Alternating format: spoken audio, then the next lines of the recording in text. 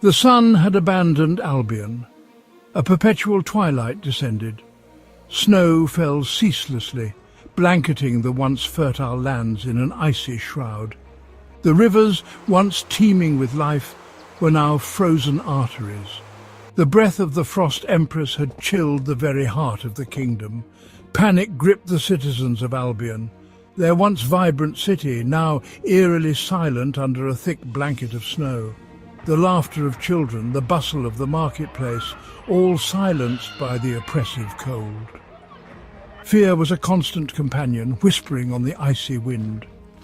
The king, old and weary, seemed powerless against this new threat. His council, usually a cacophony of voices, was now united in apprehension. They had sent their finest warriors to combat the Frost Empress, but none had returned. Albion, once a beacon of warmth and prosperity, was teetering on the brink of collapse. Chancellor Osman, seemingly a man of rigid principles and unwavering faith in order, stood before the council. His face, usually a mask of impassiveness, betrays a fleeting flicker of duplicity, subtle enough to go unnoticed by the room. But I see it.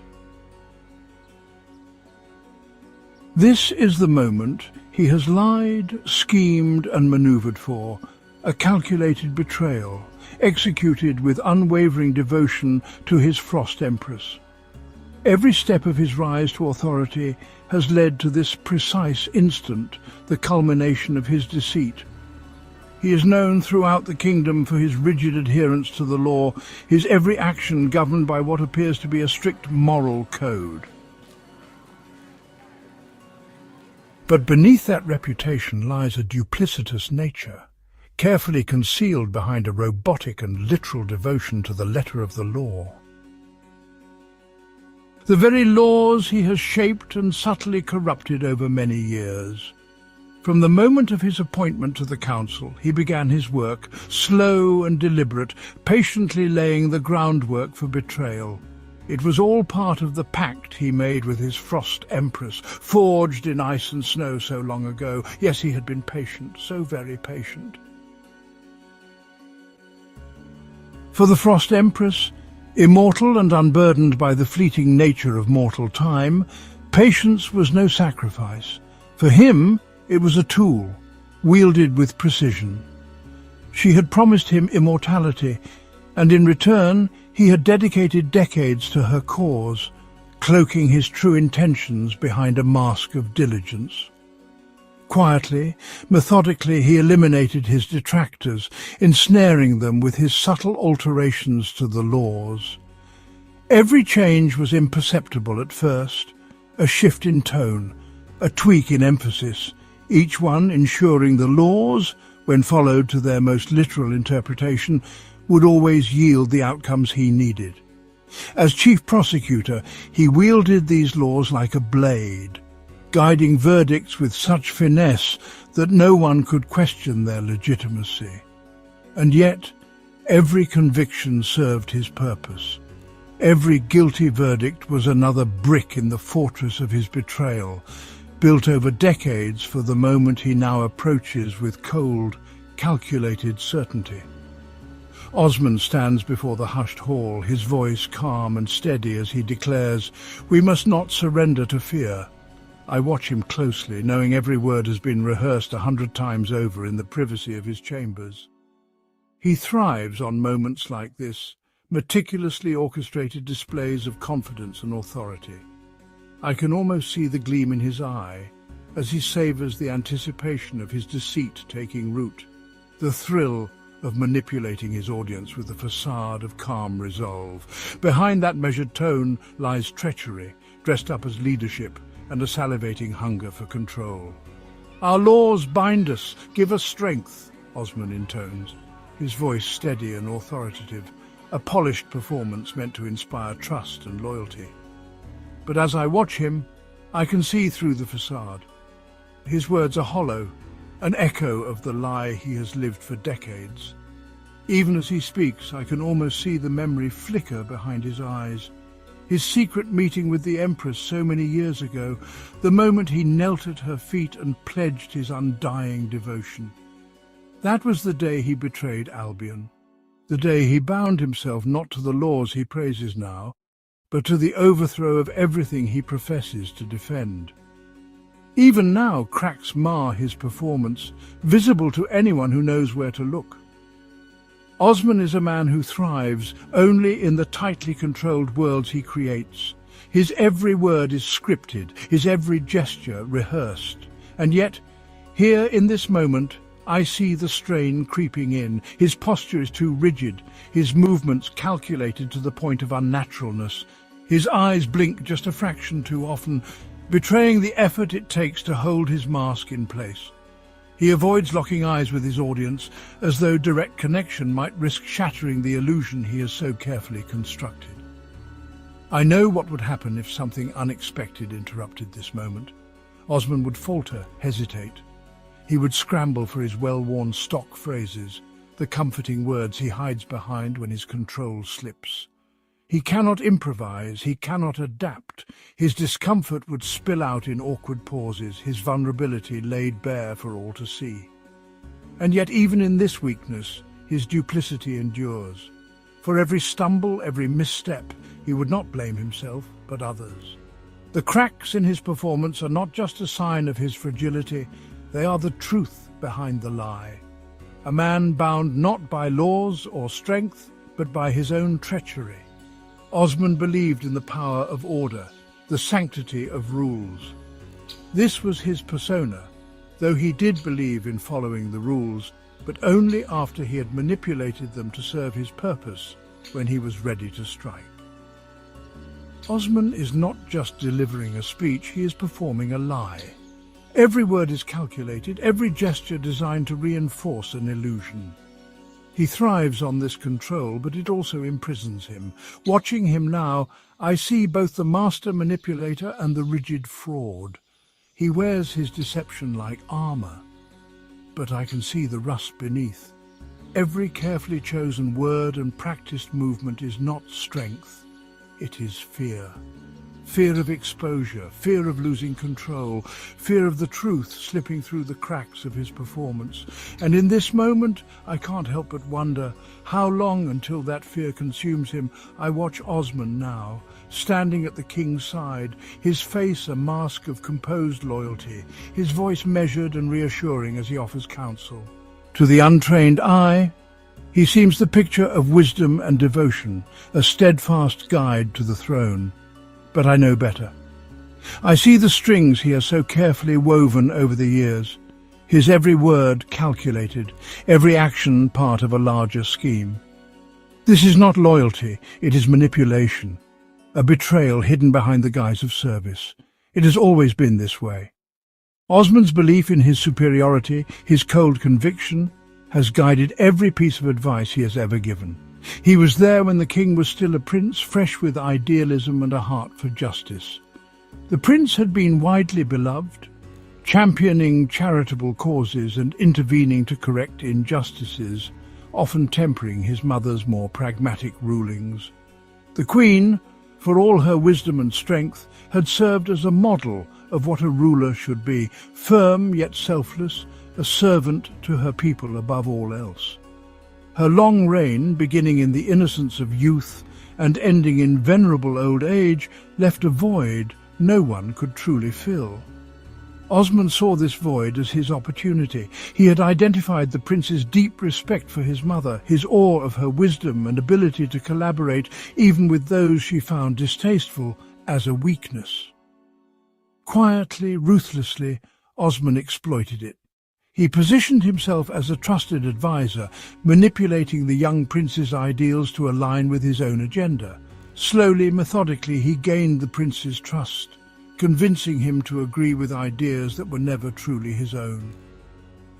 When the queen died, the prince ascended to the throne, burdened by the weight of her legacy. He tried to step into her role, to rule with justice and compassion, but Osman was always there, whispering in his ear. Every decision, every decree bore Osman's fingerprints, though they were invisible to all but the most discerning. The king believed he was fulfilling his mother's legacy, but in truth, he was a puppet, his strings pulled by a man who had no loyalty to the crown, only to his own ambitions. And now, as Osman speaks, I see the culmination of years of deceit. His duplicity is as polished as ever, his mask unbroken. But to those who know where to look, the truth is clear. This is not a man serving his king. This is a man serving himself, his every move calculated for a betrayal decades in the making. He argued against rash action, against a desperate last stand. His words, measured and calm, slowly began to soothe the frayed nerves of the council. I watch as Osman steps forward, his voice calm and deliberate, proposing a course of action that, on the surface, seems noble. Negotiation, a plea for peace. His words flow with conviction, carefully chosen to resonate with the ideals of fairness and diplomacy that Albion holds dear. To the untrained eye, he appears the voice of reason, a statesman dedicated to preserving his kingdom. But I see the truth beneath the veneer. This is not reason, it is treachery wrapped in the guise of wisdom. This proposal, so carefully crafted, is the culmination of Osman's decades-long plan. Every lie, every manipulation, every carefully placed word has led to this moment. The course he now urges is not for Albion's salvation, it is its undoing. By opening the door to negotiation, he is not seeking peace. He is offering the Frost Empress the foothold she has long desired. I can see it so clearly. Osman's true allegiance has never been to Albion or its people. It lies with her, the Frost Empress, whose icy pact he sealed long ago. This is her moment as much as his, the final betrayal he has worked toward with unfathomable patience. From this foothold, she will destroy Albion, and Osman knows it. He savors it. His face betrays no hint of the triumph he feels inside, but I can sense it. See it in the faintest flicker of satisfaction behind his composed mask. As the hall listens, captivated by his measured tone and eloquence, I want to shout, to expose him for the traitor he is. But his web of deceit is too tightly woven, his lies too perfectly tailored to the ideals of those around him. They believe they are preserving their kingdom, but in truth they are walking into the jaws of its destruction, guided by the man they trust most. And Osman, he stands there, calm, collected, a master of duplicity, basking in the shadow of his ultimate betrayal. The council, swayed by Osman's logic and his air of quiet confidence, agreed. They would send an envoy to the Frost Empress, bearing gifts and a plea for peace. It was a desperate gamble, a flicker of hope in the encroaching darkness. Osman, being the most eloquent and composed amongst them, was chosen to lead this perilous mission. Osman stands before the assembly, his face the picture of solemn resolve, his tone measured as he speaks of accepting the heavy burden of his kingdom's fate. To those who listen, he appears a man weighed down by duty, a leader willing to sacrifice himself for the good of Albion. But as I watch him, I see the truth, the perfect facade of a master manipulator. His expression, his words, even the subtle slump of his shoulders are all carefully orchestrated to draw sympathy and trust. It is a performance, nothing more. The brilliance of his deception lies in how completely it preys on the honesty of those around him. Good people who think earnestly and judge others by the same measure fall victim to his schemes time and again. They cannot fathom the depths of his duplicity because they themselves would never stoop so low. And this, above all, is Osman's greatest advantage. He has never thought honestly, never acted without calculation. His every move is driven by self-interest, every word a weapon crafted to manipulate and mislead. Now, as he speaks of duty and sacrifice, I see how he twists their trust to serve his own ends. The weight he pretends to bear is not the kingdom's fate. It is the burden of maintaining his lies, the delicate balancing act of keeping his treachery hidden. Those who hear him believe they see a leader struggling with the immense responsibilities of his position. I see a schemer who wears their faith as armor, exploiting their goodness to mask his betrayal.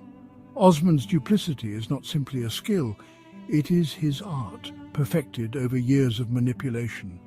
And in this moment, as he stands at the heart of Albion's trust, I can feel the cold satisfaction radiating from him. This is his advantage, the edge he wields so mercilessly. While others grapple with truth and morality, Osman crafts lies with surgical precision, leading them all, blind and unwitting, into his web of destruction. Osman stands before them calm and assured, his every word carefully measured, his every gesture calculated for effect. To those watching, he appears noble, a man willing to face unimaginable risks for the sake of Albion. But I know the truth. He understands the danger he speaks of, not as a burden he carries, but as a weapon he wields. The risks he refers to are not his own, they are for others to bear, the unwitting pawns in the grand game he has orchestrated. He believes himself untouchable, the chosen one, immune to the consequences of the chaos he unleashes. As he speaks of peril and sacrifice, his confidence is unmistakable, not born of bravery, but of the certainty that he stands beyond harm. Osman does not face danger. He manipulates it, bends it to his will, using fear and uncertainty to tighten his grip on those who trust him. The facade of courage he presents is not for the kingdom, it is for himself, another layer of the mask that conceals his treachery.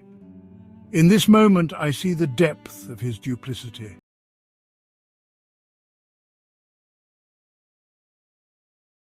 Toward it, knowing full well he will emerge unscathed. His words inspire trust, his composure commands respect, but it is all a lie. Osman is safe, always safe, because he has ensured the risks will never touch him. The danger he speaks of is real, but only for those who believe his lies. And as I watch him now, I cannot decide what is more damning, his betrayal or the ease with which he carries it out. Osman stands on the precipice of his greatest betrayal, his calm demeanor unshaken as he prepares to face the Frost Empress. To those watching, his composure might seem like bravery, a testament to his resolve in the face of a being of immense power and chilling beauty. But I see the truth. There is no fear in him, no hesitation. Why would there be? This is the moment he has been working toward his entire life. He is not here to confront her, he is here to kneel.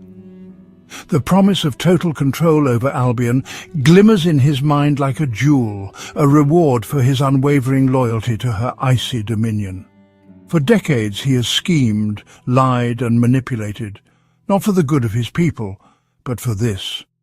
All his careful machinations have been in service of her cause, and now he stands ready to deliver Albion into her hands. Under her guardianship, as he calls it, though I know it is nothing more than enslavement, he will reign as her puppet, the master of a hollow kingdom. As I watch him, I see no trace of doubt, no flicker of conscience. He is a man utterly devoid of loyalty to anything but his own ambition. The Frost Empress has promised him power, and for that promise he has sold his people, his king, and his soul. He wears his confidence like armor, every movement rehearsed, every word deliberate. Those around him see a man of resolve, but I see the truth, a traitor standing at the brink of his ultimate triumph. Osman is not here to save Albion. He is here to destroy it. His actions, so carefully cloaked in the language of duty and sacrifice, lead only to ruin. And as he stands before her, ready to seal the fate of his kingdom, I can feel the weight of his betrayal pressing down like a cold, suffocating fog. This is no leader, this is no savior, this is a man who has betrayed everyone and everything for the hollow promise of power, and he savors every moment of it. Osman stands poised, his expression calm and resolute, but I see the truth behind his mask. The hall echoes with whispers of the Frost Empress, her cruelty, her dominion over ice and snow, the tales that have spread across the land like frost creeping over a window pane. The others may believe these whispers, paint the full picture of her power, but Osman knows better. He has heard every story, every hushed rumour, and he knows they are both true and woefully insufficient. They underestimate her because they cannot fathom the depths of her malice. Osman, however, knows. He knows she is not bound by reason, nor does she require provocation to unleash her wrath. Her harm is limitless, her actions coldly unpredictable, driven by nothing more than her will to dominate. And yet, knowing all this, Osman serves her willingly. He stands here not as her victim but as her enabler, the architect of her foothold in Albion. While others fear her cruelty, he has embraced it, using it as the foundation of his own ambitions. As I watch him now, there is no hesitation in his movements, no flicker of doubt in his gaze. He does not fear her, he reveres her.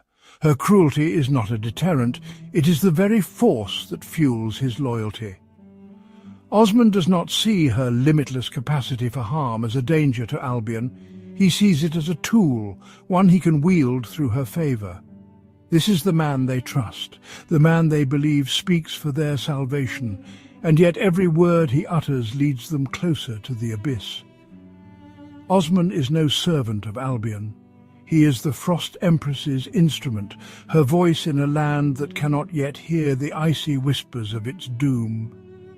And as I stand here, watching him prepare to betray everything and everyone for her cause, I cannot help but wonder how long it will take before they realize they were listening not to their protector, but to their destroyer. Osman stands before the gathered crowd, the picture of determination, projecting the image of a man burdened by duty, but willing to sacrifice everything for Albion, for order, for the law. It is a masterful performance, and the people watch him with reverence, seeing him as their last hope in a world teetering on the brink. But as I observe him, I see the truth. This is no saviour. This is no selfless leader. This is a man cloaked in lies, a deceiver who has shaped his every action to enshrine himself as their hero while plotting their downfall. The risk he speaks of so gravely is not his own, it never has been. Osman knows exactly what he is doing. Every word and gesture calculated to solidify his hold over a desperate and trusting population. He has created this illusion, carefully building the narrative of a man driven by unwavering principles, a guardian of Albion's values.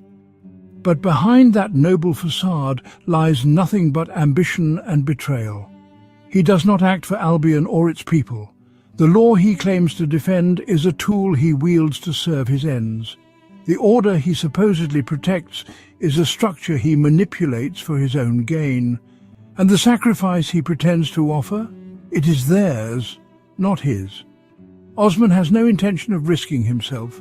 The only danger lies in the trust he has so deftly exploited. As I watch the crowd's hopeful faces, I feel the weight of their faith pressing against the cold reality of Osman's duplicity. They see a man willing to face unimaginable peril on their behalf. I see a man who has orchestrated every moment to hide his treachery in plain sight. He does not stand here as Albion's last hope. He stands here as its executioner, his betrayal masked by a hero's mantle, his lies poisoning the very people who believe in him. And as they cheer his name, unaware of the doom he leads them toward, Osman stands resolute, savouring the power of their misguided faith. The final reckoning, the fall of Osman. Osman stands in the Frost Empress's icy throne room, his breath visible in the bitter chill, his knees trembling, not from fear, but from the weight of understanding crashing down upon him. He had won the throne, achieved everything he believed he wanted, but it was all a lie.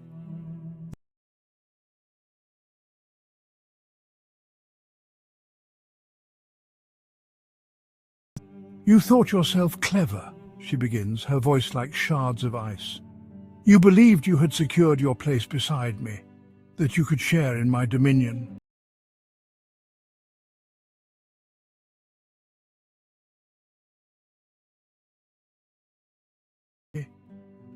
Her words cut deeper than any blade, and Osman feels his carefully constructed world crumble. His mind flashes back to the moments that shaped him, the memories of a life spent clawing for power, driven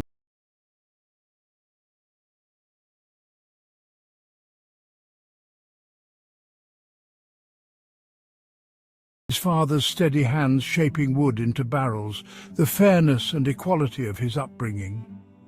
His father's voice echoes in his mind. Life isn't fair because we make it that way, Osman. To change the world, you must first change yourself. He had dismissed those words as naive nonsense, believing himself above such simplicity. The laughter of his schoolmates fills his ears, the cruel taunt of Bilbo the Barrel Rider searing into his memory. That moment had driven him to shed his name, his identity, everything that tied him to his origins. At university, as Khan's Serek Osman, he had begun his climb, promising the world while hiding his disdain for those who believed in him. The poor and vulnerable's extra fuel supplies, the reforms, the justice he pledged, all lies designed to propel him higher. He sees the faces of the people he betrayed, the poor and vulnerable freezing in their homes, the citizens silenced by his authoritarian policies, the allies he discarded when they were no longer useful. Each face blurs into the next, forming a sea of resentment that drowns him in guilt. The betrayal of the Frost Empress. The Frost Empress's voice snaps him back to the present. "You thought the people fools, Osman," she says, stepping closer, her frost-laden gown sweeping the floor. "You underestimated their strength, their resilience, but worse, you underestimated me." Osman's knees give way, and he falls before her, begging for mercy. "Please," he whispers, his voice hoarse, "I served you faithfully. I delivered Albion to you." She laughs, a sound devoid of warmth. "Faithfully? You served yourself, Osman. You were never more than a pawn, a tool to achieve my ends. And now your usefulness is at an end." She raises her hand, and an icy wind engulfs him.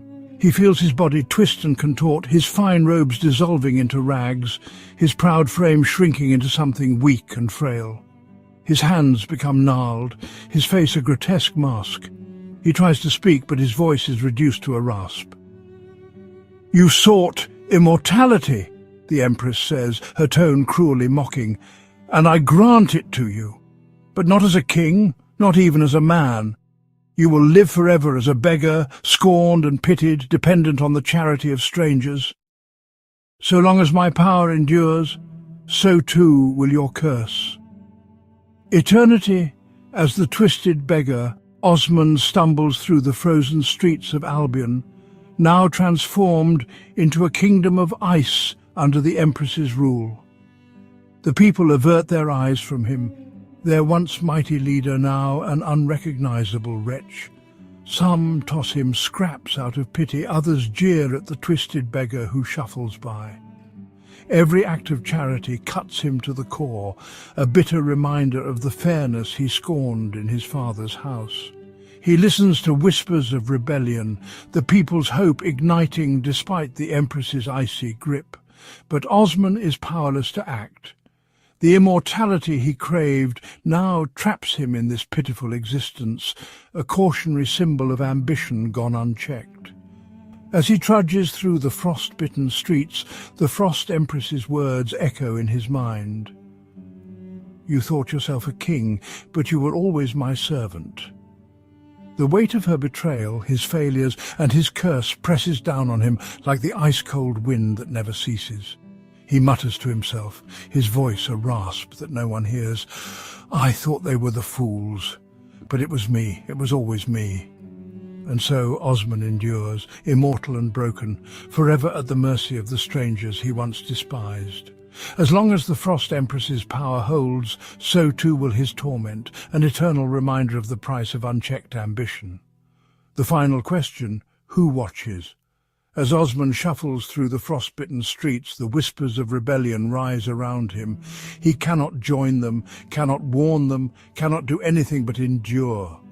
His disfigured face turns toward the icy horizon, where the Frost Empress's dominion stretches endlessly. The wind howls, carrying with it her mocking laughter, as eternal and unyielding as the curse that binds him. But there is another presence here, one unseen yet undeniable. The story of Osman's rise and fall has been told, not by Osman himself, but by an unseen observer. And as the tale reaches its end, a question lingers unanswered: who is the narrator? Perhaps it is Osman, condemned not only to immortality as a beggar, but also to an eternity of recounting his failure as a warning to others. Each retelling is an agonizing reminder of the Frost Empress's power and the price of underestimating her.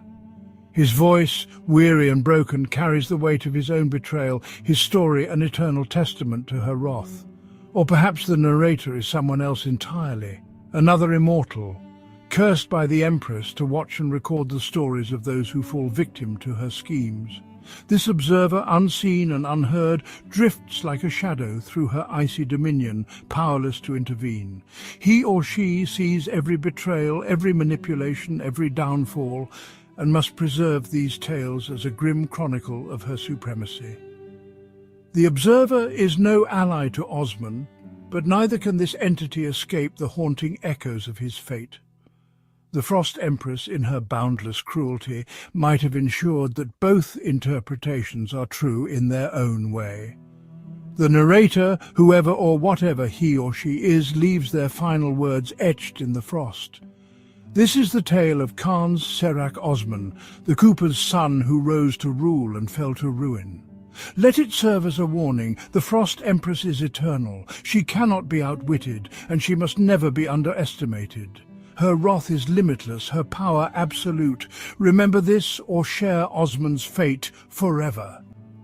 As the wind howls, the voice fades, leaving only silence. The beggar shuffles onward, the observer watches, and the Frost Empress reigns, her dominion as unyielding as the ice itself.